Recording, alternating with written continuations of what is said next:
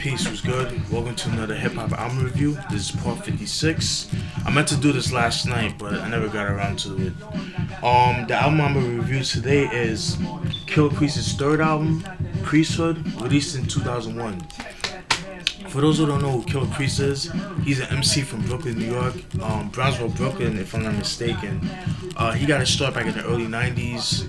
You guys should know he was he was part of the group Sons of Man, but his first appearance on Wax was on Gravedigger's first album, 6 Feet Deep, or Nigga Mortis, the alternate title. He appeared on two songs, Diary of a Madman, which was a single from the album. Classic album, by the way, and Graveyard Chambers. Fast forward to 1995, he had released a song. He was on just his second album, Liquid Swords, on the song Bible, Basic Instructions Before Leaving Earth. That song got critical acclaim. People wanted, like, oh shit, who is this guy, Killah Priest? So people wanted more from him, and then throughout the years, he's been going on people's compilation.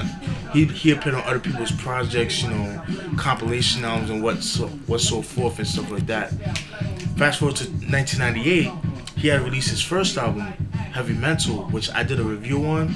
If you go on my page you type in Killah Priest, it should be there somewhere.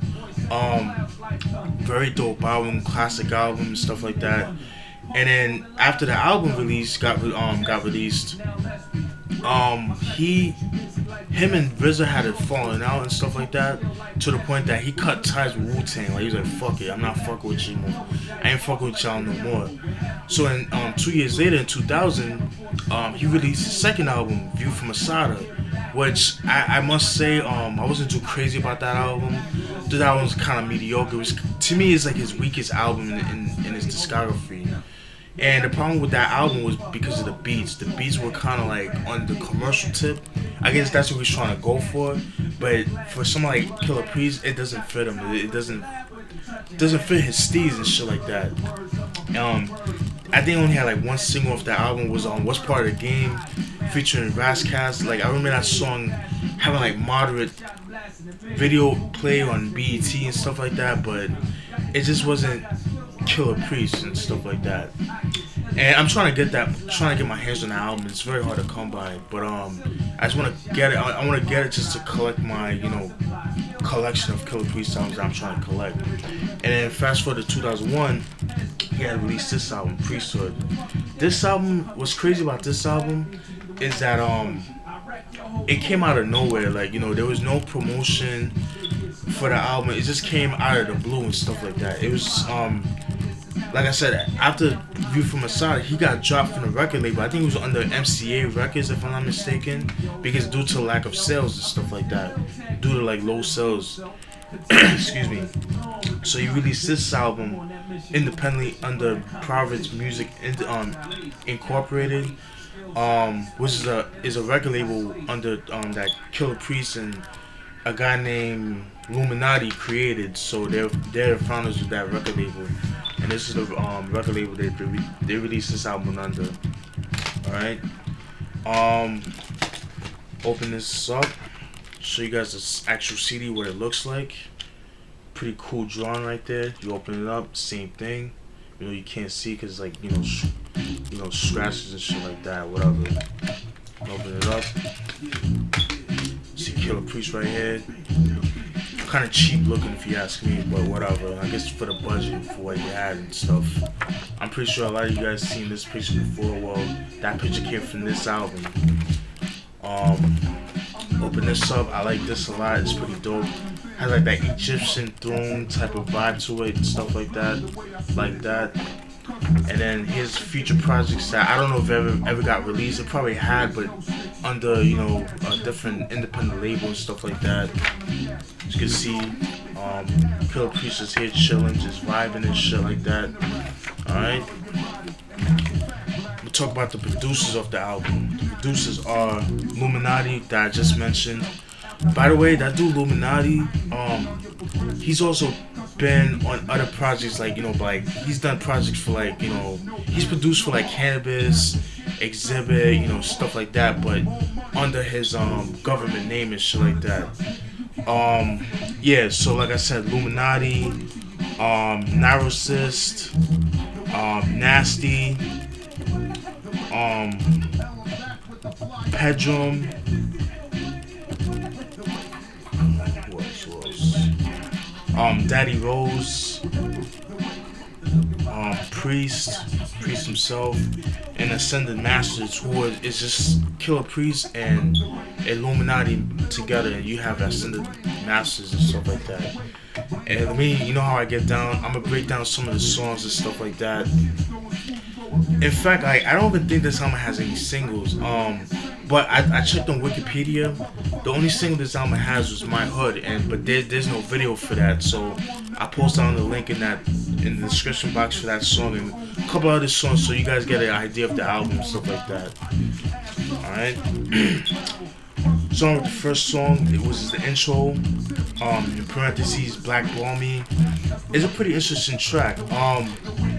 It's weird because with that song, throughout the whole song, the whole album, with the whole song, like his voice is kind of like screwed, you know, like kind of like written how they do it in Texas, like how they screw the song, like chop and screwed, like how they like slow down the beat and they do the cuts and stuff like that.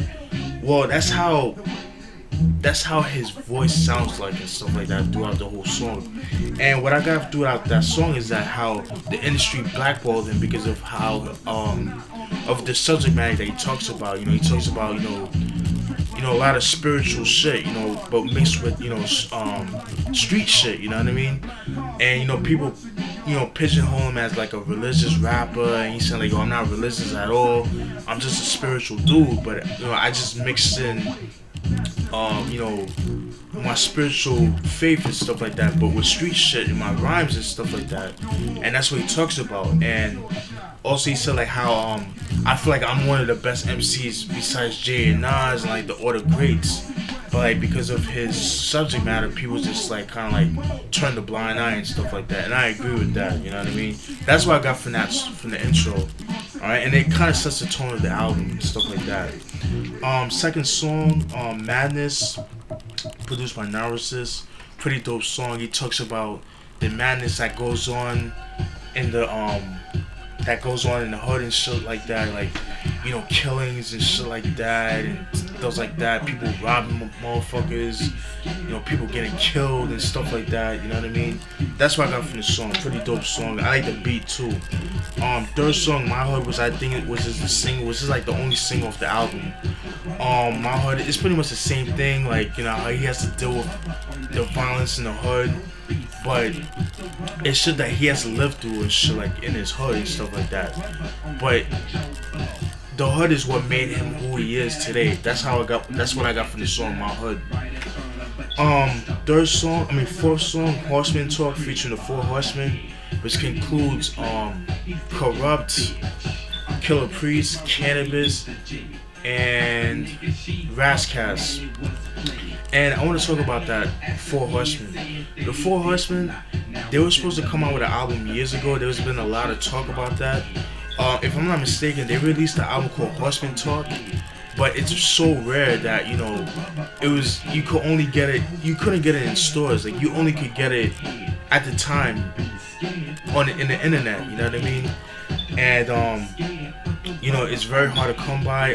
It's heavily sought after and stuff like that. And there's been talks about another album, but that hasn't been come to fruition. And that's because Rask has been going in and out of jail for years and stuff like that. So, but and as of late, I think of last year, if I'm not mistaken, or early this year, Rask has left the group Four Horsemen. So I highly doubt there's gonna be a Four Horsemen album, just because Rask has left. Because without Rask, there would be no sense of calling the Four Horsemen. Hence the name. But anyways, getting back to the song Horseman Talk. That song was okay. I could have done without the song. I mean, it's a good song, but what killed it for me was the beat. The beat just didn't fit the song, because the lyrics were dope, but it's just the beat was like kind of like it was kind of what messed it up for me. And that was like some of my beef with the album. Was like some of the beats were good, but some of them were kind of like you expected that Wu flavor, and that was another thing too that a lot of people had complaints about his the View from Masada and the Priesthood albums, that there was the lack of what Wu fan members appearing on the album or Wu affiliated producers on the album. But I think in this album, this was like more of an improvement compared to View from Masada, because like I said, View from Masada like was like more on the commercial tip, and just a unknown then Just Blaze produced half of the album and stuff like that. So that could have been had something to do with the production of the album, the vibe of the album. Not to say Just Blaze is a whack producer, because he's far from it, but his early stuff was kind of you know what I mean, because it was on that Rockefeller tip, whatever. But anyways, Horseman Talk I could have done without, just because of the beat and stuff like that. But if it had a better beat, then I could have, I could have done it with the song and stuff like that. Next song, Come With Me, featuring George Clinton. Yes, the same George Clinton of punk of Parliament, of Funkadelic fame. Pretty dope song. I really like that song a lot. Pretty dope. Next song, Royal Priesthood. That song's okay. It's not too bad. I really like that song a lot. Crime Stories is an interlude. It's pretty much talking about, it's like a mob tale, pretty much like talking about a mobster. Just talking about mob shit. You know what I mean? Witness the King. I like that song a lot. Pretty dope beat and stuff like that. Heat of the Moment. Self-explanatory. Just like, yeah, it's heat of a moment, type of shit. What would you do in the heat of the moment? That's what I got from this song. Next song, See You When I Get There. It's pretty much talking about how it's pretty much a homage or a tribute of fallen soldiers and people that he lost and stuff like that. Like, I see when I get there, when I get to heaven or wherever he goes, that you guys are living a better life than I am, that I have to deal with this shit down here, and stuff like that. That's what I got from this song. The one featuring George Clinton, I thought it was okay. The beat was kind of like, nah. It was kind of like, whatever. Next song, Thug Revelations, featuring Maccabees. Pretty dope song. I like the song a lot. It's like a braggadocious track and stuff like that. That's what I got from the song. Pretty dope song. My Life, Illuminati, produced by Illuminati. Talks about his life and shit, like how he was brought up and stuff like that. Pretty dope. Places Where Pharaohs Go, interlude. They're pretty dope. The Law, featuring Illuminati, produced by Inside the Masters. That song is alright. I thought the beat could have been better, stuff like that. The Law, it talks about, it's more of a spiritual song, like his teachings, because it talks about his teachings with the Black Hebrew Israelites, because he has connections with them and stuff like that, and a lot of his spiritual teachings, his faith comes from that, the Black Hebrew Israelites and stuff like that, and that's what I got from this song. And the last song, Theme Song, it's a tight song, whatever, it's pretty dope, and that's it. Overall, I thought this album was okay, could have been a lot better. And in fact, the thing with this album, Priesthood album, is that this album was independent release, so it wasn't like you could get it in stores or something. Like, you could get it in stores, but it was like limited distribution, so it made it very hard to come by. Like, it was very hard to come by. Like, you only could get it like at certain stores and stuff like that. So I thought, I don't know, I thought it was a dope album. Like, when I first heard it, like I said, I was like just like every other Wu fan. Like, I wanted more Wu flavored beats, but like and I think that's why this album didn't really get the critically acclaimed that it deserved. And it was hard. Like I said, the availability of the album, it was very hard to come by because it was an independent release. It wasn't like he was under a major label like he was on the first album and stuff like that, or the first two albums, I should say. But it's not a bad album. It could have been better. I would say it's a more of an improvement from View from Masada. But I think if you give this album a chance, it'll grow on you. Put it like that. I'd just say. Um, some of the beats were decent, but some of the beats I could have done without and stuff like that. Like I said, this album is actually very hard to come by.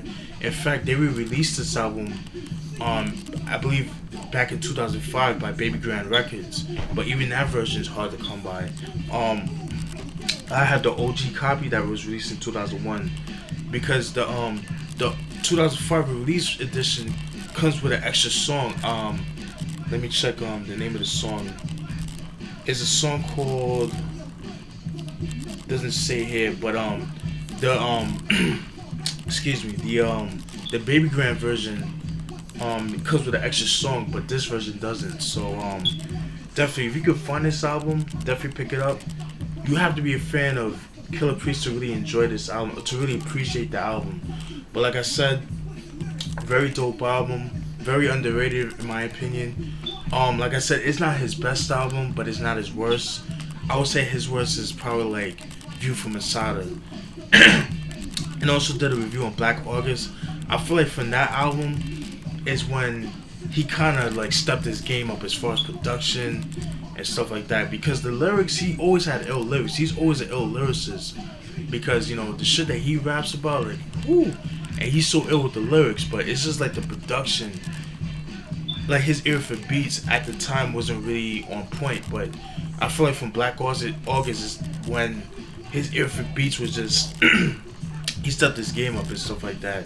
And don't believe me, check out that album. What's that album? Behind the Stained Glass, The Offering, Elizabeth. I mean, those albums are fucking ill, especially Elizabeth. You know what I mean? I have to get my hands on those albums. I will definitely do a review on those albums. But definitely a dope album, very underrated in my opinion. Definitely check it out. If you're a Killah Priest fan, you get your hands on this album, get it for a decent price. It shouldn't be too expensive, but I believe this album is actually out of print, so good luck finding this album. And that's it. And hope you guys enjoyed that review. Peace. Stay tuned for more.